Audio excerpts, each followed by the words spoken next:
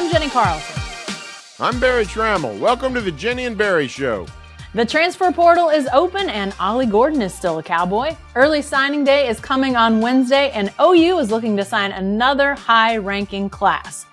And the Thunder, holy cow, the Thunder, they are not messing around. We're going to talk about all of that and more, but before we do, we want to thank these sponsors for supporting the Jenni and Berry Show.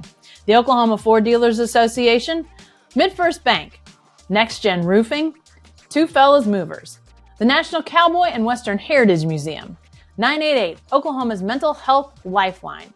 Drive into your best in Oklahoma Ford dealers today for the best deals on Ford's full lineup of trucks and SUVs. Ford is the best in Oklahoma. And hey, let's face it, a box of pizza and a case of beer just don't work like they used to when you're trying to move. Nobody wants to help you. But we know two fellas that love moving. At Two Fellas Moving Company, we offer free, no-strings quotes for your move. With more than 20 years experience, we've pretty much moved it all.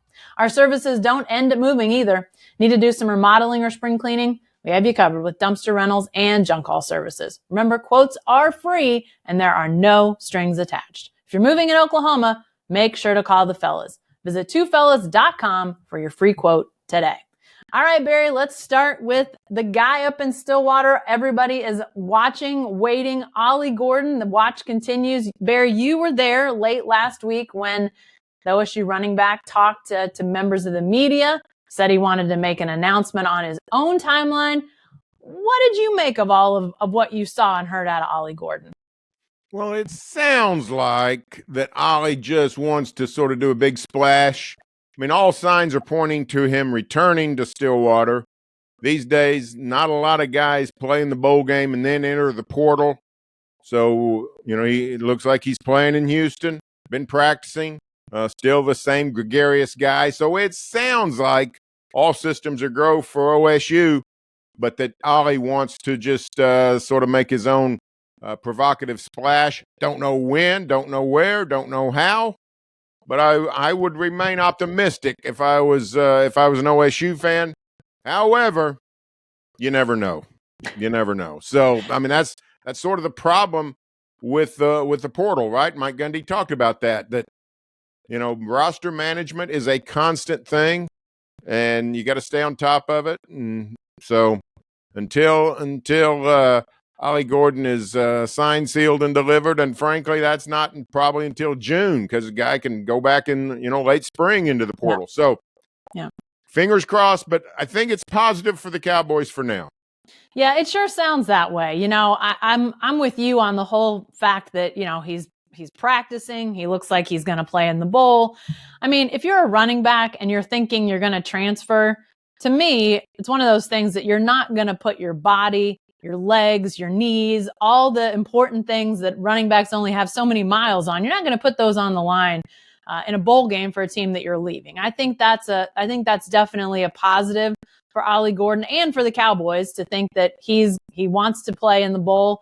I think that means he'll stay. Like you said, Barry, the how and the when, I don't know, but I think we talked about this at one point previously. Seems like to me that they could do some sort of big splash announcement on campus. I mean, we've seen them do it before. I don't know who it would be besides Ollie Gordon. Maybe they get an answer on Alan Bowman and they have some sort of bigger announcement. I don't know. But, I mean, couldn't you see Ollie Gordon standing in the student union or somewhere on campus and a big old pep rally happening and as he announces he's coming back? Yeah, now the only problem with that is the students are now gone. Yeah. They won't be back until, second, maybe even the third week of January. So the more problems with calendar, right, in college football. Even when you want to do something cool like this, it's the wrong time to do it. But, yeah, I remember Marcus Smart. That's where Marcus Smart and Markel Brown made that decision. The student union seemed like, did Whedon and Blackman do that also in the union, if I remember right? No, but the Chuba Hubbard group did. That's right. Okay, there you go. So, yeah, that's been a cool place to do it. And, they got the 3 levels of the union and people looking over the railing and big mob, flash mob down on the floor. But, the students are gone, so I don't know. It's just a case of Ollie probably has himself a plan. He seems to be in tune with marketing, so I think it's a good sign.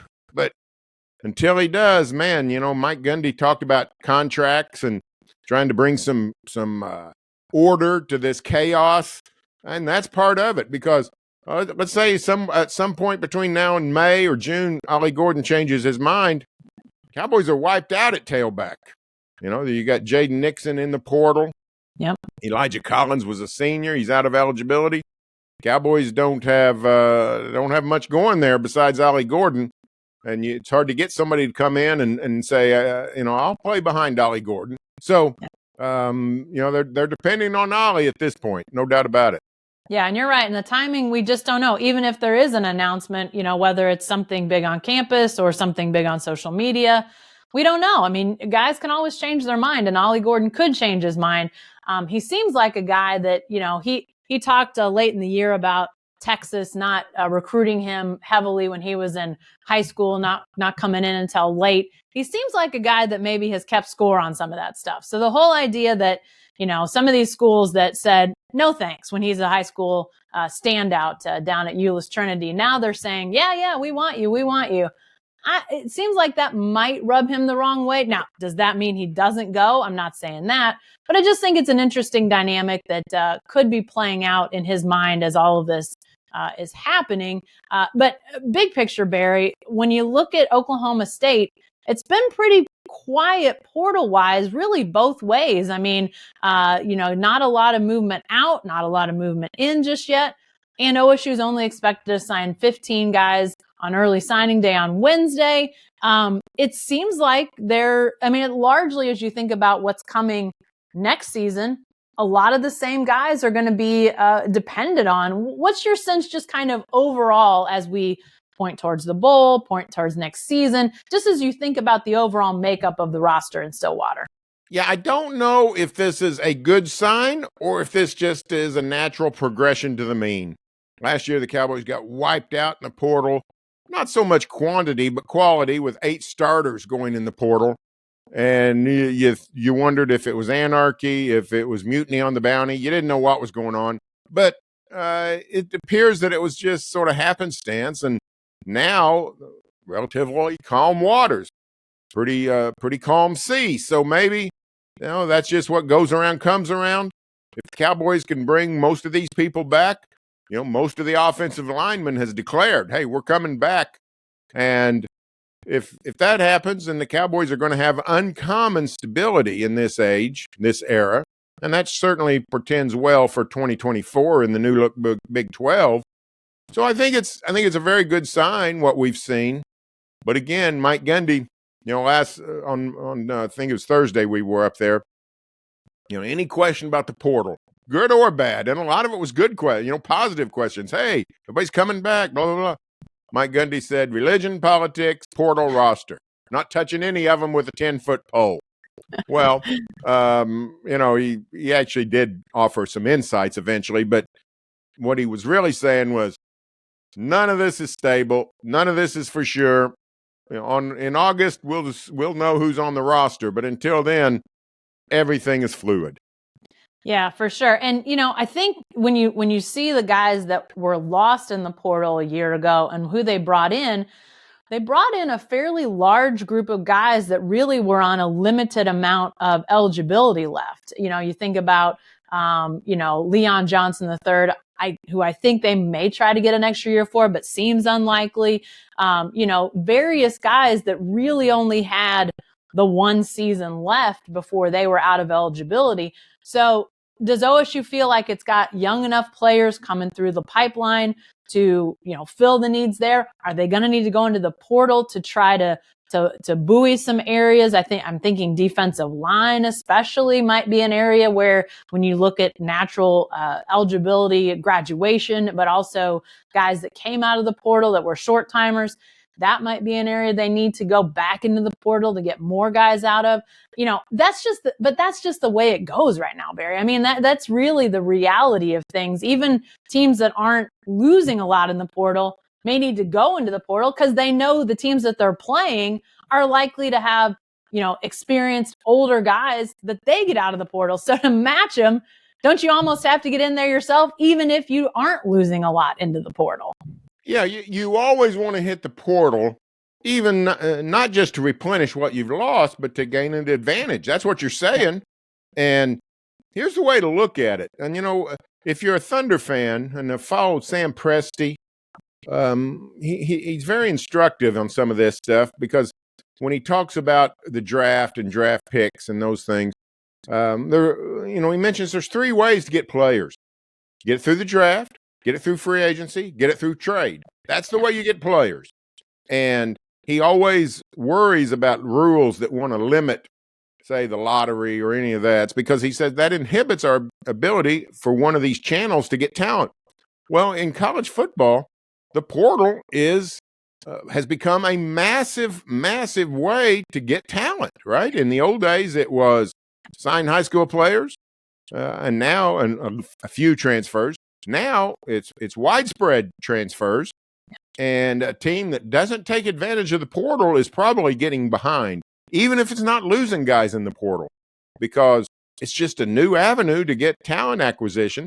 And OSU last year proved that it can find diamonds in the rough. You mentioned Leon Johnson, George Fox University, or Kim, was it George Fox from Leon Johnson University? That's a joke I will never get tired of saying. But anyway, the offensive lineman Dalton Cooper from Texas State. They get players from all over. The kids from Tulsa, Wright and Goodlow, really helped fortify the defense. So they go places that maybe not the marquee programs, but they found good players in the portal that have really helped. Alan Bowman, a third-string quarterback at Michigan, in many ways saved the season. So you always have to look to the portal. Look to the portal, as Jerry Seinfeld would say. Well, let's talk about what the OU Sooners are doing with the portal and with signing day, Barry. Unlike OSU signing a smallish class on Wednesday, OU looking to sign 28 on Wednesday. High school recruits, one of the best classes in the entire nation, a top 10 class that could rise higher as signing day gets closer. Some 5 stars, lots of 4 stars. I mean, I think I looked today, and Oklahoma has as many 4 and 5 stars combined as any team not named Georgia in this recruiting class. So a great recruiting class by Brent Venables and his guys. Is there a player, a name you've seen in this recruiting class that maybe you're excited to see as a Sooner, maybe even as early as spring ball or even next season? Yeah, I mean, I always in this day and age, quarterback depth is gone for almost everybody. Yeah. So I think Michael Hawkins is huge for the Sooners. Look at Jackson Arnold. He came in last year, clearly going to be a backup to Dillon Gabriel. But what happens? At Brigham Young, Gabriel's out, tight game. He's got to play in a crucial game. Next week, San Antonio, they're playing the Alamo Bowl. Jackson Arnold's the quarterback. It can happen. So Michael Hawkins needs to be ready to play. And nobody's going to have quality backup, veteran quality backup quarterback often. It's going to be very rare, and the Sooners are not the exception. So he's the guy you have to look for.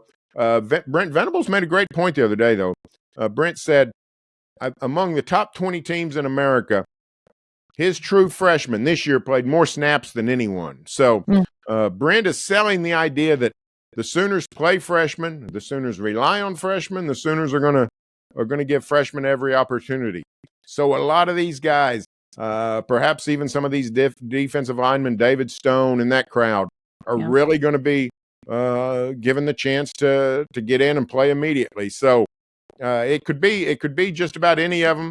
The kid down at Longview, Texas, the tailback, he's going to be a fabulous player. It sounds like so.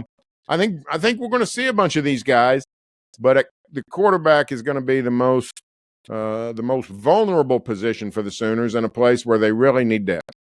Yeah, I think Hawkins is definitely one to be excited to see. I am excited to see David Stone. I mean, obviously he's an Oklahoman from Del City, went to IMG Academy, now coming back to play in his home state, going to OU, defensive tackle, 5-star guy. And, you mentioned those freshmen, Barry, guys like Caden Green getting onto the field on the line. It's one thing for a Peyton Bowen to play in that defensive secondary, or, guys that are playing skill positions. when you start talking about linemen getting a chance to play as true freshmen, we didn't even see Gerald McCoy play as a true freshman. Or was it Tommy Harris? One of the two. One of those two defensive linemen did not play as a true freshman at OU. Gerald. Okay. Yeah. So it doesn't happen all the time. So if David Stone's able to get on the field next year on that defensive line, I'm really curious to see what he looks like. You mentioned Taylor Tatum, the running back down from Longview, another 5-star guy. Considering what the Sooners had and didn't have in the running game this year, Gavin Sawchuk seems to have solidified himself as the guy in the backfield. They lost several players into the portal. Could Tatum be a guy that gets some serious carries as a freshman? I think it's possible. Local guy I'm curious to see what he looks like, thinking of running backs, is Xavier Robinson. I've been a huge Xavier Robinson fan for several years. I love his style. I love his strength. He's a guy that looks like he is a SEC running back, Barry. He's big. He's strong. Does he play a true running back position? They're going to give him that chance, but he told me they're also interested in maybe some other type of options with him, something that looks maybe like a Braden Willis, which I think Sooner fans could get excited about, another Braden Willis. So I'm curious to see how several of those guys fit in, because I think, Barry, when you look at the talent in this class, I think we could see a lot of these guys playing as freshmen. Yeah, and I think you're right. I think that's if you're a program like the Sooners that recruit at a very high level and are not a developmental program so much, as opposed to, say, OSU, Iowa State, K-State, then your guys are more ready-made to play. So I think what we've seen is Venables has been he's been quick to play them. He doesn't really think about keeping them sitting around. So I'm anxious to see Taylor Tatum. Tailbacks, Sooners go through a bunch of them in a year. Played 3 or 4 this past, or not 3 or 4, 4 extensively this past season. Gave 4 at least a good chance to play. So OU's been a little bit wiped out. Walker in the portal, Marcus Major in the portal. So I think that's another place. And I think freshmen are going to have to supplement. The truth about college football, Jacko, is this: the talent has been evened out in terms of people don't cluster a bunch of great players anymore. If you're a backup linebacker at Georgia, or you're a backup safety at Washington behind really good players, you know what? You can go someplace and play. You can go someplace good and play. Yeah. So depth is always going to be a concern, and I think the Sooners will face some of those issues, and therefore they have to replenish with the freshman class. And the risk you face is some of those guys could show some talent, remain backups after next season, and then say, I'm going to go someplace myself and play. Yep. That's just the nature of the game that we see today. Yeah, for sure. One other area that I'm curious about this incoming class is the receiver group. Several receivers that are very highly thought of in this class of freshmen. Emmett Jones doing a heck of a job out recruiting that position. They're not bad at receiver. They're obviously losing Drake Stoops, who's run out of eligibility. So they're going to have to fill some spots in the receiver group, but I'm curious how good this group of freshman receivers is. Quickly, can they get on the field? Can they produce? Those sorts of things, which, we won't start getting answers to that for a little bit. But, we are going to get some answers to at least one young Sooner, that being Jackson Arnold, as the Sooners get ready for this bowl game, Barry. And I know people are excited to see Arnold, but anybody else, anything else, as we've talked about this Sooner team has really kind of started to turn towards the 2024 season roster wise. Who piques your interest for this Alamo Bowl appearance beyond Jackson Arnold and how he performs for the Sooners? Guy I'm looking at is Javante Barnes. He's been banged up. I don't know if he's been in the doghouse, but there's some clues that he has. He just hadn't played as much. Gavin Sawchuk emerged late as the guy at tailback. Earlier, it's Tawee Walker, Marcus Major. Barnes didn't get a lot of run at tailback, but we saw him late last year, particularly in the bowl game against Florida State. Did a wonderful job. Looked like a big time talent. Yeah. It appears he's going to get a shot against Arizona. And I'm going to keep my eye on him. If he produces the way he did in the bowl game a year ago, it would certainly appear that the Sooners have a 1-2 punch at tailback going into 2024. Yeah, I'm also going to be looking on the offensive side of the ball. I'm curious about this offensive line. They lost several guys who've declared for the NFL, some other guys that are in the transfer portal. They did I think it's really important that Walter Rouse and McCade Matower, who are out of eligibility but decided to play in this game, had they decided to opt out to get ready for the NFL, that would have left that offensive line extremely thin on experience. So for them to be playing, it's great, but it also gives some young guys that we really haven't had a chance to see as much a chance to get out there and play. I do think it'll be a little ragtag. Offensive line is one of those groups that takes a while to get their chemistry down, to get sort of figured out how they're going to work together. This bowl practice schedule condensed enough that it's not like a game week. You got more than 4 or 5 practices to get ready, but still not a ton of time for them to sort of figure out who's playing where, how they're playing. But we are going to get to see some young guys and how do they perform? What do they look like? What does Oklahoma have? They seem to like a lot of these younger guys when they came in as recruits. So what do they look like now after they've been working behind the scenes, now that they're coming out into the light? How do they perform? And especially because, a lot of eyes will be on Jackson Arnold. How do they protect him? What do they do? How does that look against Arizona, a team that has been really, really good this year? So I'm curious to see what that looks like. Hey, Barry, we're about 20 minutes into the show, and we are just getting around to talking about the Thunder. How is that possible? Because these guys probably deserve better, because now they're beating the defending champs on their home court, Barry. A huge win against Denver. This team just keeps sort of surprising us. Or maybe it doesn't. Does that surprise you that they went to Denver and won that game? It did surprise me because it's such a bad matchup in theory. Of course, Denver's a bad matchup for everyone because of Jokic.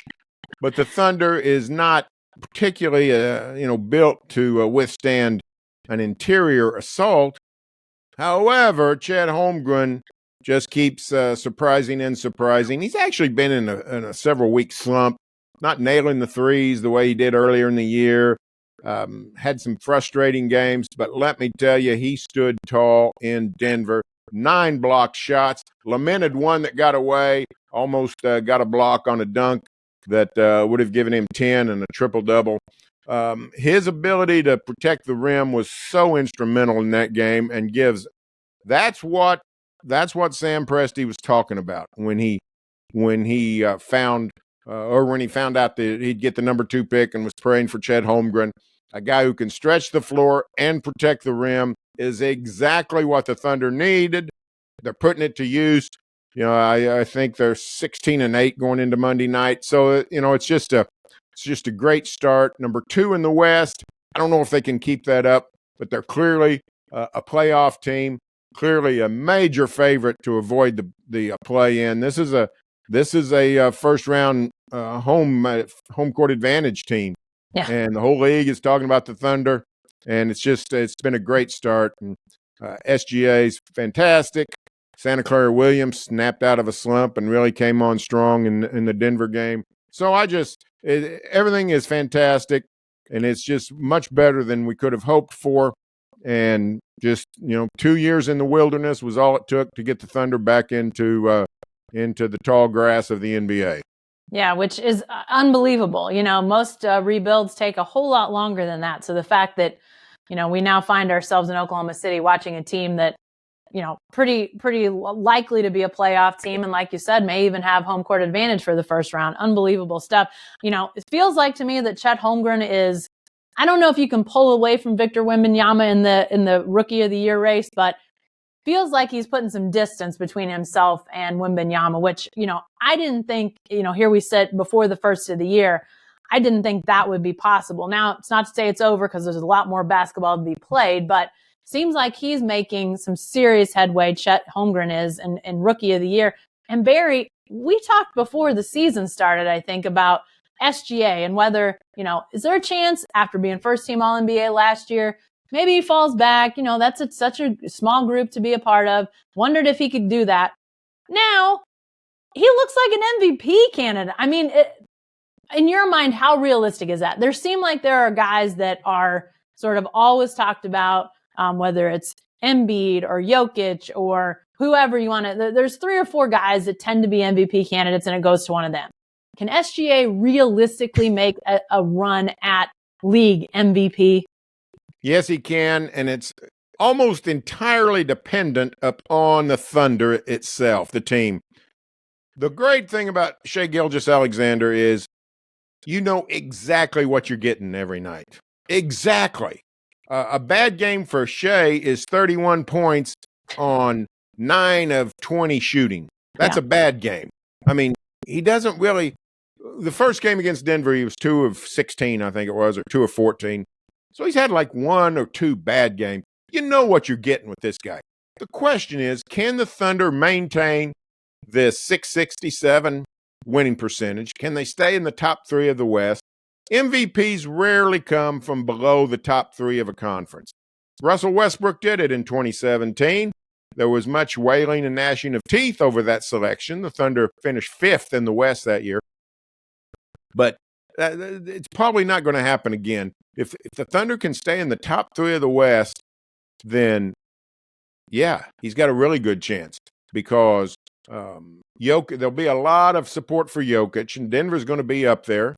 There'll be a lot of support for Giannis. Yep. And Joel Embiid has been fantastic. But Shai has sort of emerged as the leading contender below 6'11". You know, he's outside of those big 3, he's sort of stolen the mantle from the Jason Tatums and those kinds of people. So if the Thunder can keep winning, if they get into the 50 wins range, 54 wins, 53 wins, goodness, wow. Yeah, he's got a shot at it. I think he does. You know, the thing about him that is I'm always sort of in awe of is how easy he makes it look so often. You know, and it's not to say that, you know, Giannis doesn't make some things look easy, Jokic, Embiid, whoever you want to say. I mean, there are lots of players in the league that do, but some of the high degree of difficulty shots that guy makes, some of the defensive, plays that he makes, he just always makes it look so effortless. And you know it's not, but that effortlessness and the efficiency, which you hit on, Barry, I think are the 2 things that if you pair it with a team that is in the top half of the West, I think Shai's got a great chance. I mean, I just think he's going to be in that mix, and it's going to be fun to see. But like you said, Thunder's success is so important on this. Obviously, Shai's part of it. Obviously, young guys playing at a high level are part of it. But how is it that here we sit late in December and this team is where they are? I mean, like I said earlier, rebuilds don't usually take just 2 years. We don't see this happen very often. What's the why behind the jump in your mind? Well, here's sort of one of the secrets of this is the Thunder, Sam Presti's ability to collect a lot of valuable depth. You look at Isaiah Joe, who they got off the scrap heap, and what an indispensable player he's turned into be. A 6th Man of the Year candidate. He made the play of the game, I thought, on Saturday night. Yeah, that, you know, late in the game, they're up 1. Denver's up 1, shooting with 10 seconds left. And Joe leaps for the rebound and keeps it alive and gets the ball to Shai. And that's, you know, he's sort of billed as just a sharpshooter, single dimension type player. But no, he's doing all kinds of things. Aaron Wiggins, 2nd-round draft pick, is sort of a jack of all trades, helping out. Arkansas Williams has been a solid backup center, 2nd-round pick. So they found a lot of depth without spending a lot of money or draft capital or much of anything. So that's the key. This is a deep team. You know, Mark Daigneault goes 10 or 11 deep most nights, and if somebody's not playing well, he can go another direction. So that to me has been the key. Starting lineup has been fine, even with Josh Giddey's problems. That's the scary thing for the NBA. What if the Thunder fixes that? What if they either make a change in the starting lineup, or what if Giddey snaps out of his malaise? So you know, it's not like the Thunder has plateaued. It's not like their maximum maximizing all of their potential. They could actually get a lot better. If Josh Giddey plays like the Josh Giddey of a year ago, Thunder's going to take another step. So lots to like about this Thunder start. Yeah, for sure. And, lots of guys playing really well. I have to admit, watching, I think it was the most recent Warriors game, watching the Thunder play the Warriors, just the way that they're still obviously so young. They're very athletic. And just to watch the way that they were playing, you almost got the feeling like it was sort of hearkening back to early years of, Thunder 1.0 when you've got Durant and Westbrook and Harden and Baca and that group that, they were just they wore teams out, I think. They were just so athletic that they just came at you in waves. And obviously this is a different team. They offensively play differently. They defensively play differently. But I think that sort of all-out, youthful, athletic exuberance that so often really wore teams down when that first go-around of the Thunder was there, I think we're starting to sort of get that. I got that sense from the Warriors. It was like, oh, good grief. They're still running. They're still out, on the break. They're still able to get back on defense. Just that youthfulness of, 21, 22-year-old legs as opposed to 30-year-old legs. It's really, you can see the difference. And I think that's where, obviously the Thunder's got very talented players, but some of that youth, I think, is also, it's reminiscent of those early Thunder days. Yeah, it is. This team is not quite as loaded at the top. I don't know that Shai Gilgeous-Alexander is a transcendent talent like Kevin Durant. I don't know that whoever his best sidekick is, whether it's Holmgren or Santa Clara, whoever you want to pick, is not Russell Westbrook. But the idea of a bunch of these young guys coming in close together and rising is very similar. The switch over from, I think the Thunder in the old days went from 27 to 50 wins, or was it 23 wins? 23 wins to 50 wins in back-to-back. Thunder's not made that dramatic of a jump, but it's been pretty dramatic the last couple of years. So, yeah, lots to like about it with a limitless future. And, of course, great. We look back on the Thunder Westbrook days as sort of a disappointment because they didn't win a title. But the truth is they played great basketball for 8 straight years. And not many markets get that. And they were in position to win multiple titles. So that's a great run.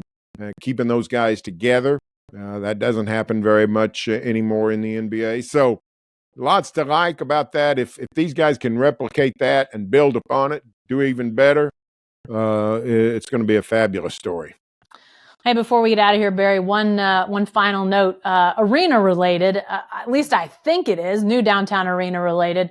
Last week, the city of Oklahoma City told Prairie Fire Studios that its lease would be not renewed. It goes through 2025, and they're obviously in the building that was the Myriad, was the Cox Convention Center. That's the piece of land that a lot of us think is where the new arena will go there. Does this just buoy in your mind the idea that's where we're going to get this new downtown arena? I think so. And I think most people believe that's the best place for it. It's been the arena site before with the old Myriad, which was a glorious place. Everybody thought that was a good spot for it. You've got all the infrastructure surrounding in terms of lots of parking around. It's close to Bricktown. It's close to the new vibrant downtown scene. So lots to like about that. And the best part is the city owns the land. So, that's a huge savings. So that's been the leader in the clubhouse for a long time, and all signs keep pointing to that. So you can keep playing at Paycom while across the street they're building the arena. And even that's advantageous just because of the thousands and thousands of people going to the game every night for 3 or 4 years, can be watching the progression of the construction and get even more excited. So it has all kinds of residual advantages. I think that's probably is the site. Yeah, I mean, it's not a perfect scenario. I've had city leaders tell me that there are some things infrastructure wise on that plot of land that will have to be worked out. There's a parking garage underneath there, and so there's definitely some things that they're going to have to work out if that does end up being the site. But geographically, it makes all the sense in the world, especially if Paycom Center or whatever it ultimately becomes known remains. If you have two arenas or two facilities that could be used as arenas sitting across the street from each other, the chance to potentially have, college conference basketball tournaments there, men and women, different events that, require having that sort of space. Then you've obviously got, the convention center just down the street as well. So all sorts of space that could be utilized in a variety of ways. So I don't know how quickly some of this will move. It sounds like they're still a ways away and figuring out, unveiling plans and that sort of thing. But I thought last week that news about the Prairie Fire Studios was one more sign. Hey, downtown arena is going to be in the heart of downtown. I think that's going to be really cool for Thunder fans, concert goers, all sorts of people that are going to take advantage of that in the coming years. Well, hey, that's all the time we've got this week for the Jenni and Berry Show. We'll have all sorts of coverage of early signing day, as well as the Sooners and Cowboys Bull Prep at selloutcrowd.com. You can check us out there or at barrytrammell.com and jenni-carlson.com. And if this happens to be your first time hearing or watching us, be sure to subscribe to our show on YouTube or your favorite podcast app. If you like what you hear, please leave a review. Thanks for joining us, and we'll see you next time.